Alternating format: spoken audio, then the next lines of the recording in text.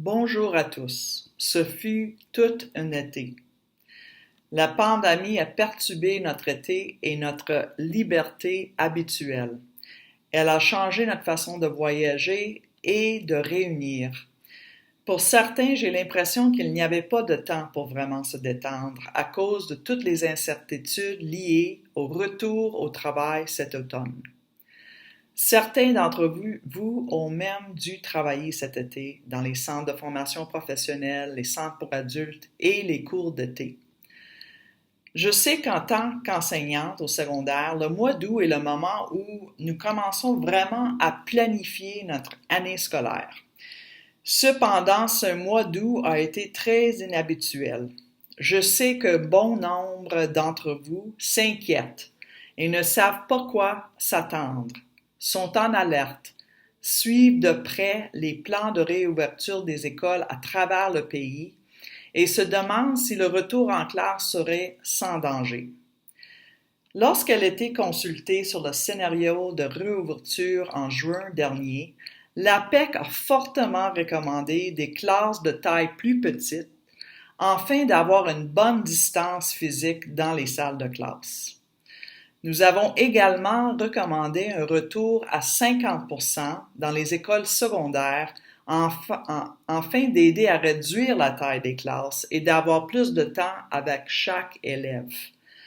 Nous avons insisté sur le fait qu'un tel scénario serait plus sécuritaire pour les élèves ainsi que les enseignantes et plus avantageux du point de vue pédagogique dans le contexte de la pandémie.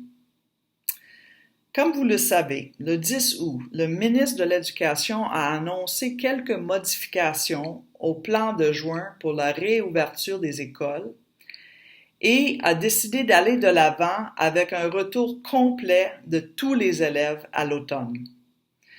Une semaine plus tard, le ministre Roberge a annoncé des fonds supplémentaires pour des services directs aux élèves du secteur primaire et secondaire.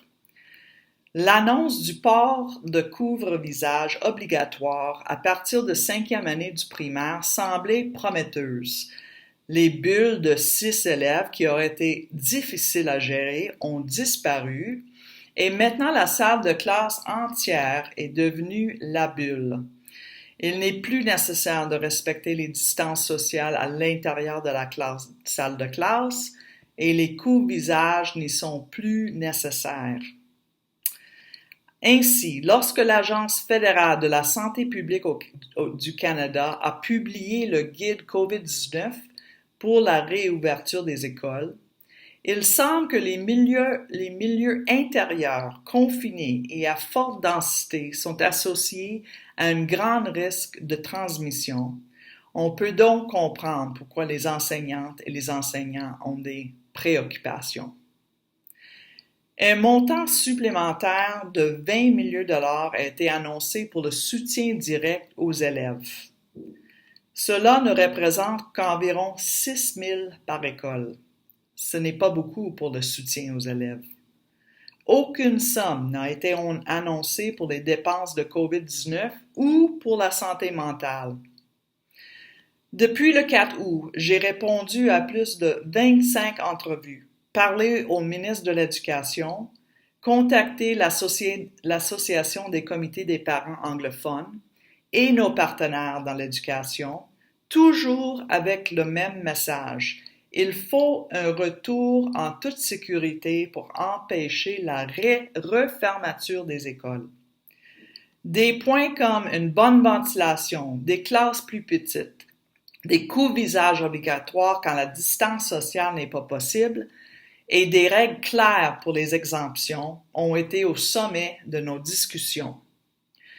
La semaine dernière, en collaboration avec nos partenaires de la FSE et de la CSQ, l'APEC a posé des questions directement à M. Arruda sur le plan de réouverture des écoles et sur la façon dont le plan s'appliquera réellement sur le terrain. Nous entendons toujours des réponses. L'APEC et d'autres syndicats partout au Canada sont également en train d'explorer les moyens juridiques pour protéger les enseignantes et les enseignants. J'ai eu l'occasion de parler aux dirigeants syndicaux syndicaux de tout le pays et les frustrations sont très semblables.